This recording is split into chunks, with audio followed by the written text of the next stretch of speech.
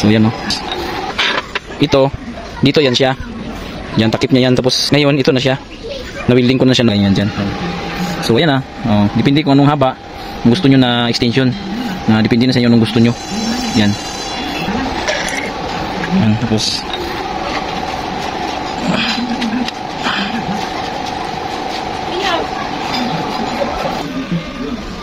may halata siya masyado na dinugtungan no, pero okay lang yan kasi pwede nyo rin takpan ng kahit na ano, pwede kayo maglagay dito sa gitna ng stainless.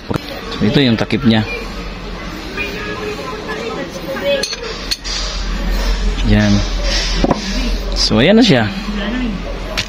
Yan, extension na siya. So ang haba nito mula sa kuan. So ang nadagdag ay 8 inches. Ang stock niya ay 14 in 1/2 pero dito man yan. So kung dito tayo magbase, kung dito tayo kukuha ng base niya. Yan. Ano, paano ko po ginawa yung extension. So ito na po. Ito na po siya no mga ka-viewers no. Tapos na po siya. Ayaw nyo makita itong dinugtungan. So maglagay lang po kayo ng stainless. Susukatin nyo lang dito hanggang dito sa baba. Yan. Kung anong haba yung gusto nyo ilagay para matakpan ito.